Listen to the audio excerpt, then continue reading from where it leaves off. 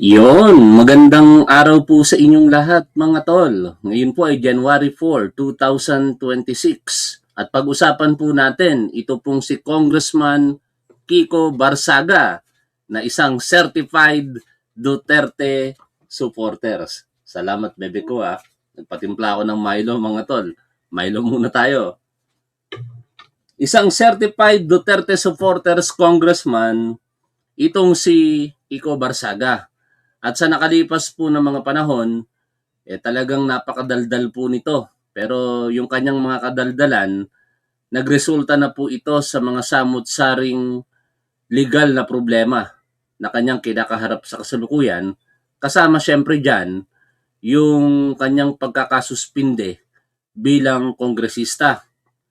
Ito po kasing si Kiko Barsaga, kung matatandaan po ninyo, ipinagharap po ito ng reklamo sa Ethics Committee diyan po sa House of Representatives sa pangunguna nito pong si Congressman Rolando Puno.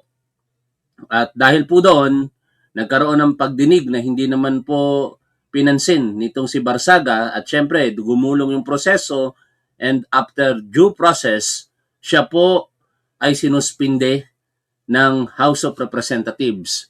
Balikan muna natin ang pangyayari na yon bago po natin puntahan yung naging pahayag naman itong si Kiko Barsaga lately na yumuyurak sa namayapang si Congressman Romeo Acop. Ito po yung naging kaganapan kung saan hinatulan siya ng 60 days suspension ng House of Representatives. Honorable Kiko Barsaga is hereby recognized. Okay, testing. I wholeheartedly accept the decision of the committee, but I maintain my stance that President Marcos must be held accountable for his crimes. Too many people have died and too much money was plundered from the Filipino people for us to stand down now. Whatever punishment may fall upon me and others who stand against this president who has lost his constitutional mandate, of serving the people is inconsequential in relation to the amounts of lives and futures that will be saved when President Marcos leaves Malacanang. It took the deaths and imprisonment Point of order, Mr. Speaker. to bring Marcos Sr. to Point of order, Mr. my Speaker. punishment is only the beginning of our fight against the Mr. Speaker, may we recognize Chairman Abalos for the point of order. Mr. Speaker, point of order. Honorable JC Barsaga. JC. Mr. Abalos is Speaker, hereby recognized. Mr. Speaker, may I be recognized? The respondent has already spoken. He has said that he has accepted the imposed penalty under the committee report. Therefore, I reiterate the motion to consider the adoption of the committee report and call the roll of members for nominal voting. Mr. Speaker, I just yielded to the Honorable Barsaga. The floor is mine. But Mr. Speaker, I have a point of order. Majority. Okay. 249 members voting in the affirmative, 5 in the negative, 11 abstentions. The findings and recommendation contained in committee report number 28 are hereby adopted. Yan po ang naging hatol. Without pay po yan 2 months or 60 days suspension dito po kay Congressman Kiko Barsaga. Actually, marami nga po sa ating mga kababayan ang hinihiling talaga na tanggalin na bilang kongresista itong si Kiko Barsaga. Pero syempre, masyadong mabigat na kaparusahan yon para sa kanyang ginawa. Ang ginawa kasi nitong si Barsaga sa pamamagitan ng kanyang Facebook pages ay nag-post po ito ng mga hindi po kaaya-ayang pagkilos para po sa isang kongresista. Lalong-lalo na yung parang pangbabastos niya sa ating mga kababayang kababaihan. At hindi lang naman yan yung mga kinaharap nitong si Kiko Barsaga. Dahil nga po napakadaldal po nito at nagpapapansin, di natin mawari kung ano ba talaga ang layunin o utak meron po ito. Nakasuhan din po ito ng inciting to sedition, no?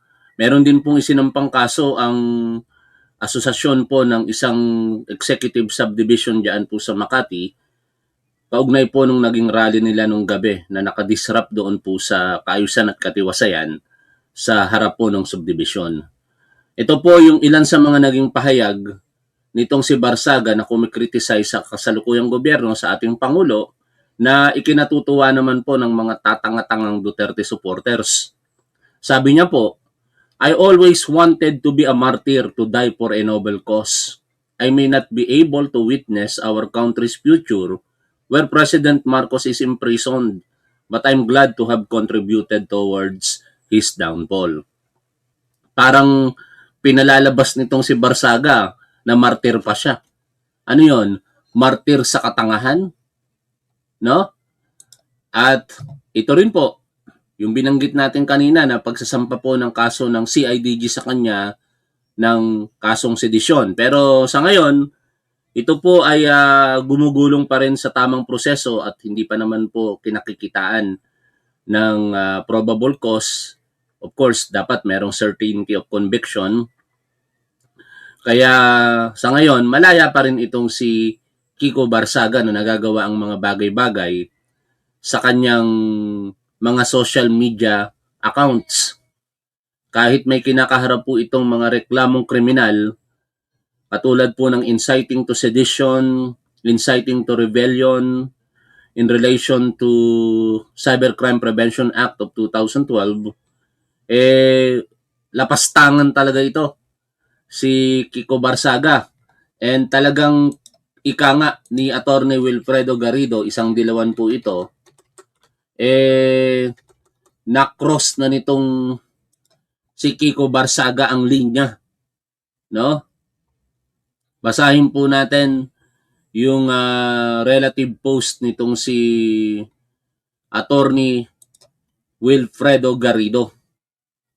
Sabi niya po dito, Kiko Barsaga finally crossed the line. The kin of Congressman Romeo Acop should file libel cases against Kiko Barsaga as far as his service records is concerned. He has served the country honorably as a police officer and a congressman for multiple terms. The innuendos against him are unsubstantiated and his own constituents in Antipolo will be the first ones to defend him. Also, his mistas from the Philippine Military Academy. It is a pity that these accusations are brought forth now that he could no longer defend himself from the grave. Kiko Barsaga's speech is not privilege. It was not done in the floor of Congress while in session. He is in fact under suspension. It is time this neophyte congressman, bakit congressman ang sinasabi dito, no, be made answerable for their reckless, felonious conduct against veteran lawmakers and the institution under which they serve. Kiko Barsaga, first among them. I strongly urge, according to Wilfredo Garrido, the Acop family take action to defend the dead man's name and legacy. Ang sinasuggest dito, nitong si Attorney Wilfredo Garrido, sampahan ng kasong libelo ng mga naiwan o minamahal sa buhay nito pong si Congressman Romeo Acop, itong si Congressman Kiko Barsaga. At meron pong related vlog dito, ito pong si Fiscal EJ.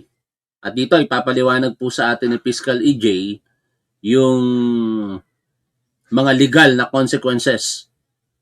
At dapat maging accountable dito itong si Kiko Barsaga. Unahin muna natin, syempre as shared by Fiscal EJ, yung kanyang libelous statement using his or Congressman Kiko Barsaga's social media accounts, Facebook and TikTok. I do not know kung mayroon pa ibang mga social media accounts ito kasi doon lang naman ako napapadpad lagi either sa Facebook, YouTube, or TikTok. Pakinggan po natin ito mga tol. My fellow citizens, Congressman Romeo Acop has passed away. When justice and legal systems fail us, we can put our faith in God to deliver us from evil. As what he has done to Congressman Romeo Acop, He has taken his life and passed judgment upon him, ensuring that he may not continue his corruption any longer. Let us be Grabe, no? Parang sinasabi nitong si Barsaga na kaya namatay itong si Congressman Romeo Acop para hindi na maipagpatuloy yung kanyang korupsyon. Alam niyo, hindi ko man personal na nakasalamuha si Congressman Romeo Acop, pero ako po'y na-assign bilang pulis sa City of Antipolo. Para akong aide-camp ng Chief of Police nung time na yun kasi yung boss ko ang Chief of Police. Kaya every now and then na may lakad yung boss ko, driver security, secretary, kasama ako. And may mga ilang pagkakataon na nag-courtesy visit. Ito pong si namayapa pong boss na si Police Superintendent Arthur Ortega Masungsong. At doon ko nakikita na maayos na politiko itong si Romeo Acop. Mahal ito ng mga constituents niya sa City of Antipolo. Pero takot ang mga pulis dito. Kasi pagka ang taga Antipolo City ay sinaling ng mga naka-assign na pulis doon, tapos wala silang legal na basihan at pang-aabuso ang kanilang ginawa, talagang mamalasin yung pulis. Tapon.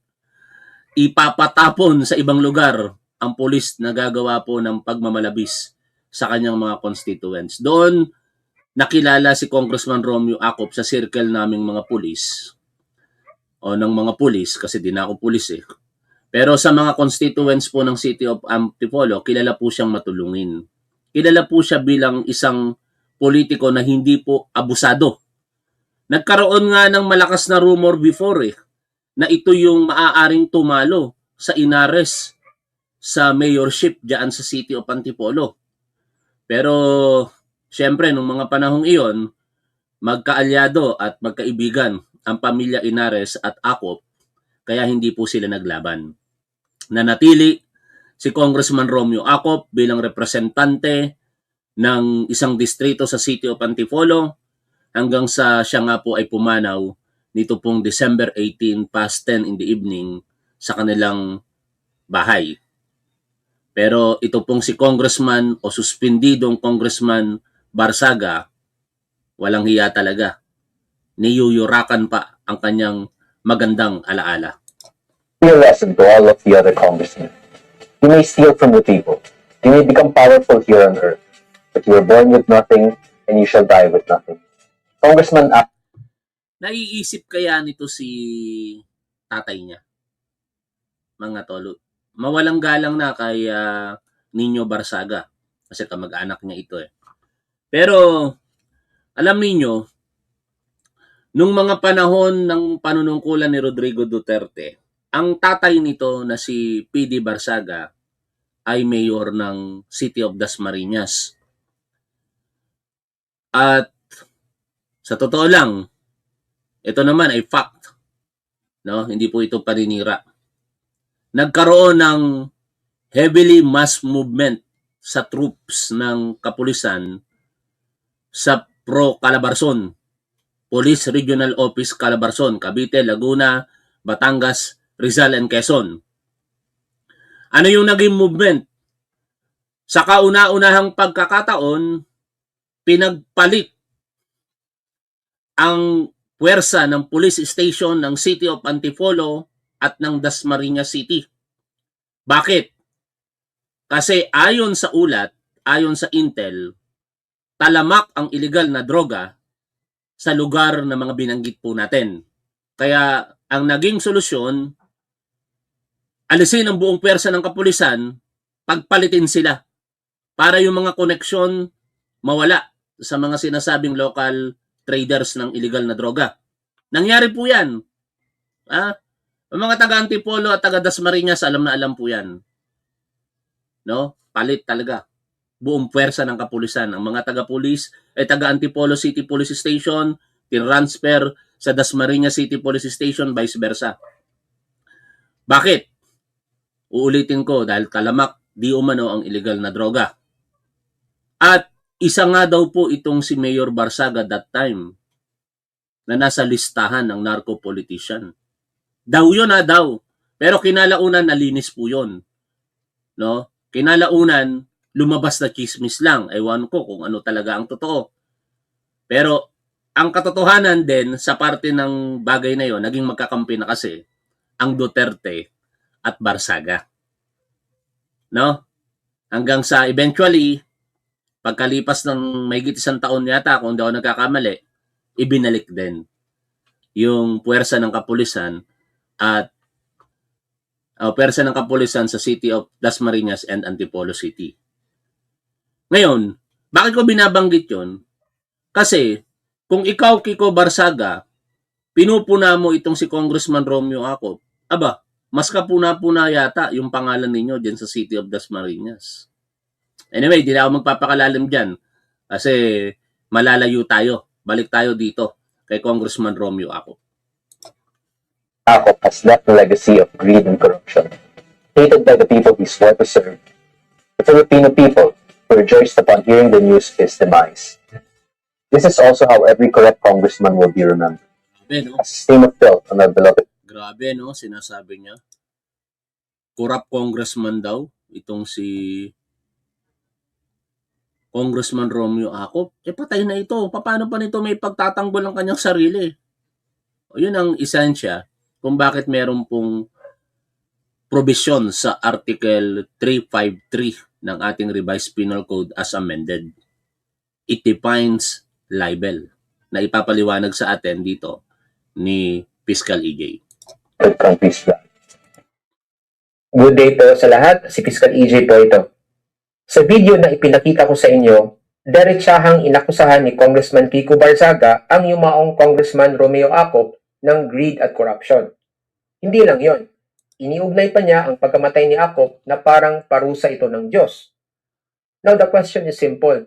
May legal problem ba dito? From a legal standpoint, yes, may seryosong issue. Sa ilalim kasi ng Article 353 of the Revised Penal Code, malinaw na ang libel ay hindi lang laban sa buhay.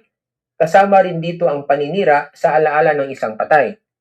What the law calls blackening the memory of one who is dead. Bakit ganito ang batas?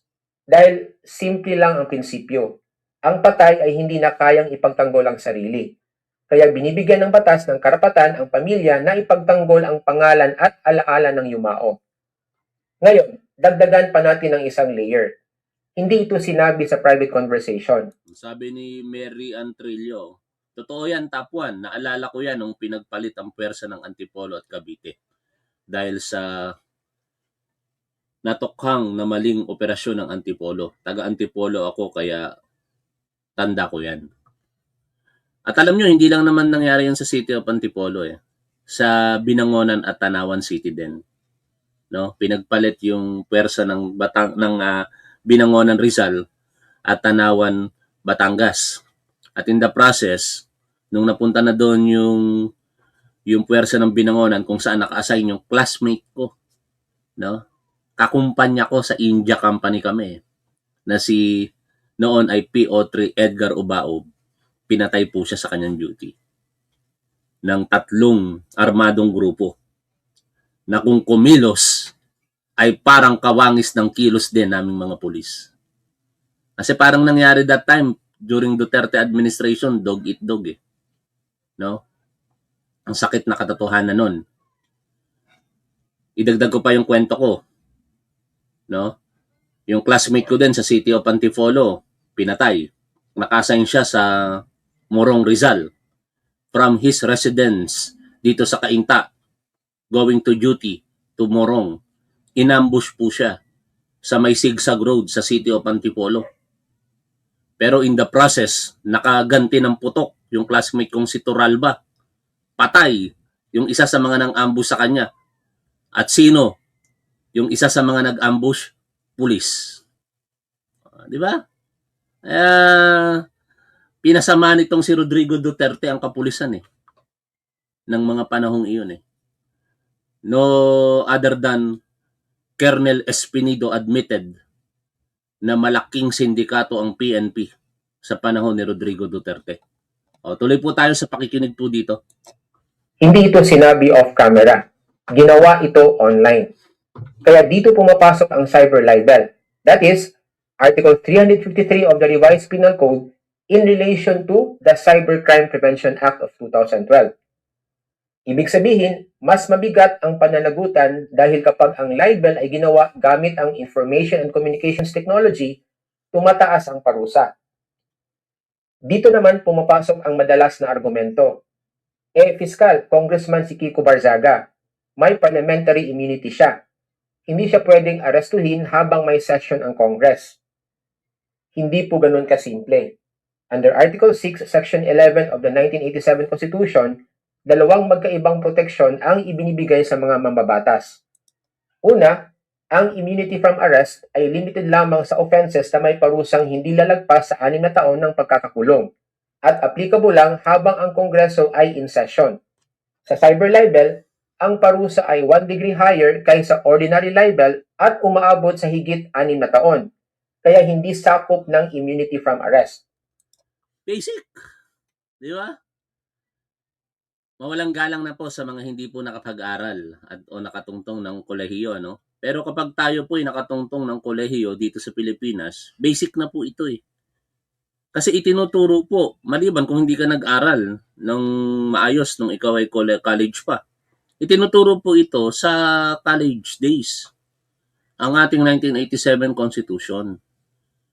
At sinasabi po doon na ang immunity from arrest o hindi pa pwedeng arestuhin ang miyembro ng Kongreso ay kapag ka ang kaparusahan ay lalagpas po ng 6 na taon, meaning 6 years and 1 day and above. Kapag ka below 6 years and 1 day or 6 years and below, pwedeng arestuhin. At dito sinasabi nga ni Fiscal EJ, ayon sa batas, na ang kaparusahan po ng cyber libel ay mahigit po sa 6 na taon. Kaya kapag ka ito po'y sinampahan ng pamilya akop ng reklamo at tumungtong po ito sa korte, lalabasan po ng warrant of arrest itong si Kiko Barzaga. And definitely pwede po itong arestuhin regardless kung nakasesyon ang Kongreso. Saka hindi lang naman ito yung kinakaharap niyang legal na problema. After this vlog ni Fiscal EJ, meron siyang isang vlog din tungkol naman po sa kanyang naging pahayag na secession. No? Sinusuportahan kasi nito yung paghihiwalay ng Pilipinas at ng Mindanao. Gusto niyang mangyari, humiwalay ang Mindanao, maging independent ito sa Pilipinas. Kaya isa rin yun sa mga naging basihan kung bakit nga po siya kumaharap ng reklamo sa Department of Justice for inciting to sedition and rebellion. Ikalawa, ang legislative privilege na nagsasabing ang isang mambabatas ay hindi maaaring panagutin para sa any speech or debate in the Congress or in any committee thereof. Ito ay mahigpit na limitado lamang sa mga pahayag na ginawa sa loob ng Kongreso o sa mga opisyal na committee proceedings. Ang pahayag po ni Congressman Barzaga ay hindi ginawa sa Kongreso, hindi rin sa isang committee hearing, kundi sa isang video na kanyang ginawa at in-upload online. Dagdag pa rito, siya ay kasalukuyang suspended, kaya walang kahit anong constitutional privilege na maaaring ikabit sa naturang pahayag.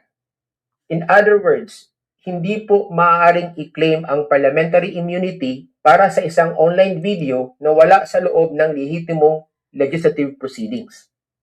Ngayon, may magsasabi pa rin, public official naman si Akop noon. Totoo, public official siya noon. Katulad nitong sinasabi ni isa nating manonood, di ko nabanggitin ang kanyang pangalan. Ito dapat napapansin mo, Kiko Barzaga, kasi taga City of Dasmariñas ka eh. Sabi niya, top 1, yung pugad ng drugs sa Dasma ay nasa Datu Ismail ng Muslim. Kaya nga takot na takot silang pumasok dyan. Kaya talamak ang drugs sa Dasma. Yun ang unahin niyang ayusin.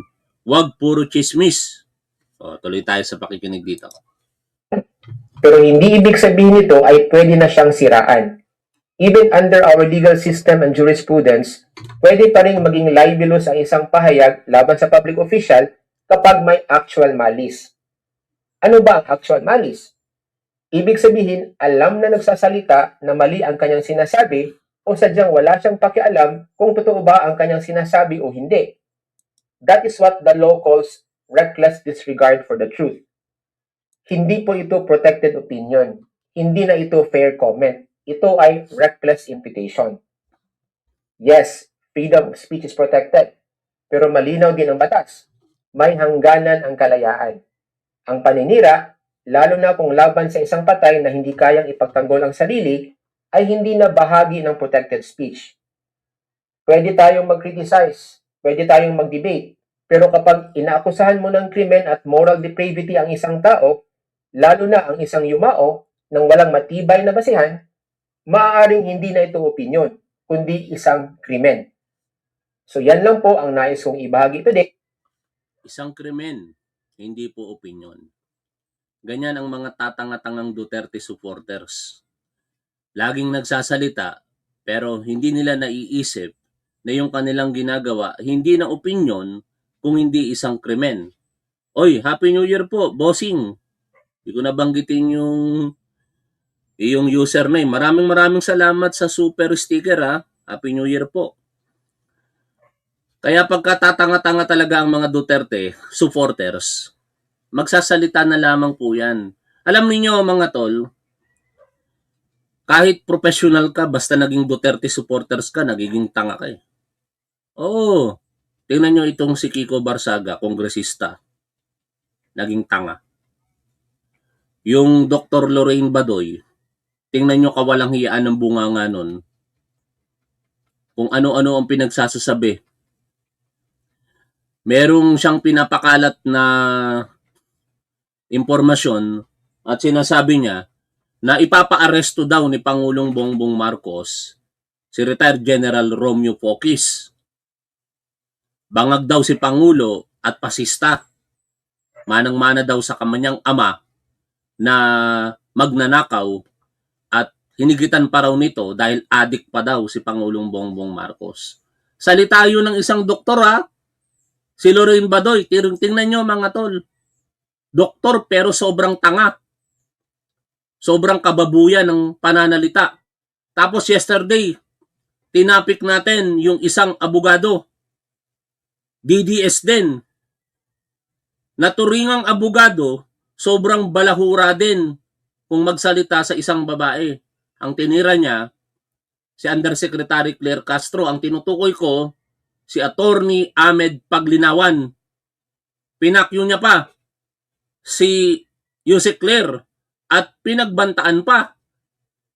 Appendix lang yata at saka yung isang parte ng organ natin ang walang latay. Sabi nitong si Paglinawan kapag ka nawala sa pwesto si Pangulong Bongbong Marcos. Di ba dalawang halimbawa ng napakataasang pinag-aralan, isang doktor, isang abogado, pero dahil Duterte supporter sila, sobrang naging tanga. Kaya ano pang aasahan mo dito kay Congressman Kiko Barsaga? Kahit kongresista ito, naturingang lumilikha ng batas, mukhang hindi alam kung ano ang mga umiiral na batas. Kasi alam niyo mga tol, kung ikaw talaga alam mo kung ano ang umiiral na batas, ililimit mo yung mga pananalita mo para hindi ka makapaglabag sa batas. Ako nga dito live tayo Pagka may mga pumapasok bigla sa isip ko na maaaring kumiliti sa mga manonood natin, magbigay ng engagement. Pero dahil alam kong bawal, bigla ko na lang sasabihin, ay hindi ko pala pwede sabihin. Baka ma-demanda tayo. Kasi iniisip ko kung ano yung umiiral na batas. Eto, iniisip niya ba? Katulad nito, panoorin natin ito. My fellow citizens, corruption has killed the people of Cebu. The national government has stolen too much from the people. First, it was only money and our national pride, but now we have reached the point where our corrupt politicians are directly taking human lives as well. There is no more hope for the Marcos administration. Our president steals and parties while our citizens suffer and drown, which is why, alongside Mindanao, I will call upon the people of Cebu and the rest of Visayas to join our calls for secession. Instead of having your taxes and natural resources exploited by the elites of the National Capital Region, let us instead create an independent government that truly acts in service to the people. Let us create a future for Visayas and Mindanao that is decided by their own people, rather than one dictated by Marcos and his political allies. Join us in making a better government. God bless Luzon, and God bless the Republic of Visayas and Mindanao. Good day po sa lahat, si Fiscal EJ po ito. Ang panawagan ni Congressman Kiko Barzaga para sa secession ng Visayas at Mindanao mula sa Luzon, isang simpleng opinion lang ba o isang malinaw na paglabag sa batas? This is not just political noise. What he said has serious constitutional and criminal implications. Let's talk about why his statements may amount to inciting to sedition under the revised penal code and how this could also violate the Constitution and his oath of office. Now, as a member of Congress, Barzaga took an oath to uphold and defend the Constitution of the Republic of the Philippines. Ibig sabihin, tungkulin niyang protektahan ang integridad ng ating bansa, mula Luzon, Visayas hanggang Mindanao.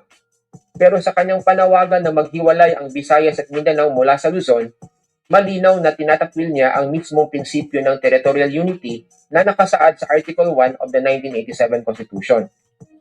By calling for the dissolution of that unity, Barzaga isn't just being controversial.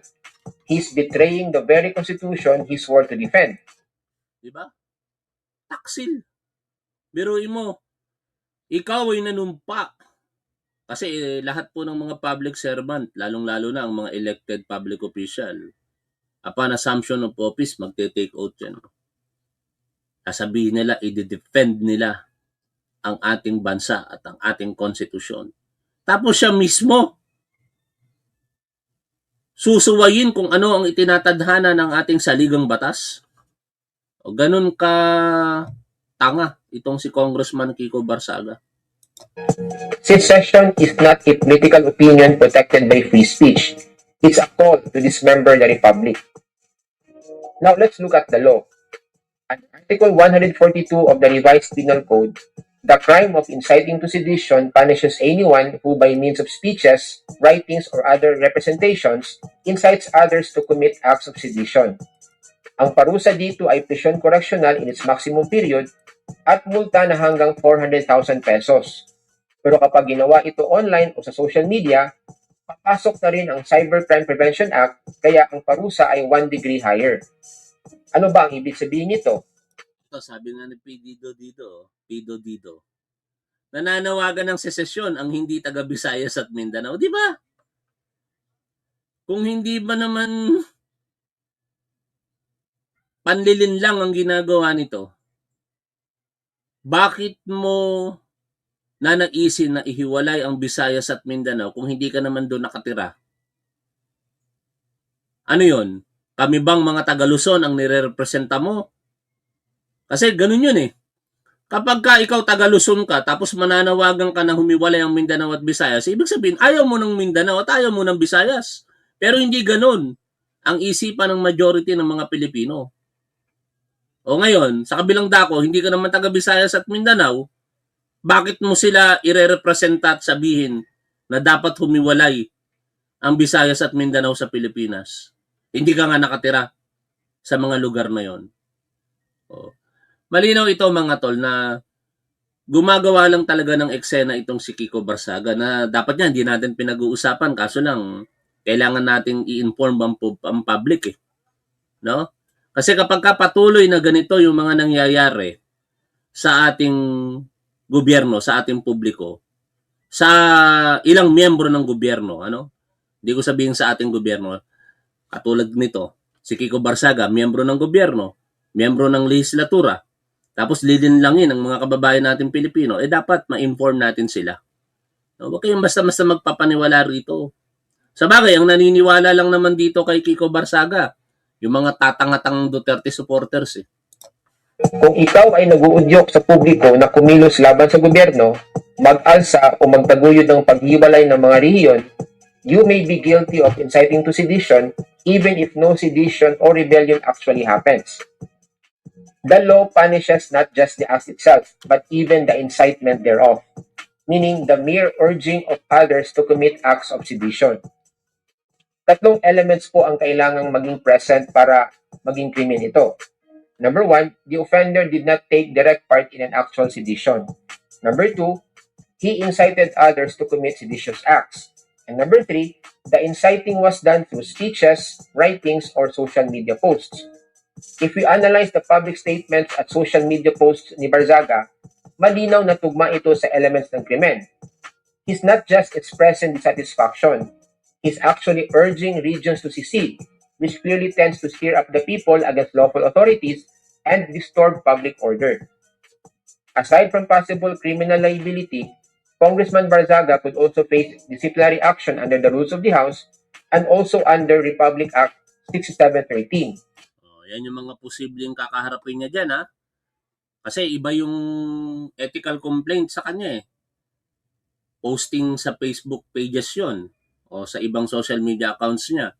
Kaya pagka nakabalik itong si Barzaga sa kanyang pagiging kongresista after 60 days, malamang sa malamang another ethical complaint din ang kakaharapin nito, and sana mauwi na yon sa expulsion, no? O pagkakatanggal sa kanya bilang kongresista. Maraming salamat po sa lahat po ng ating mga manonood mula po sa Facebook pages and YouTube channels. Shoutout po sa inyong lahat. Happy Sunday. Lagi po nating tandaan kung ano po ang tama at dapat, doon po tayo. Keep safe. See you always. Bye for now, mga tol.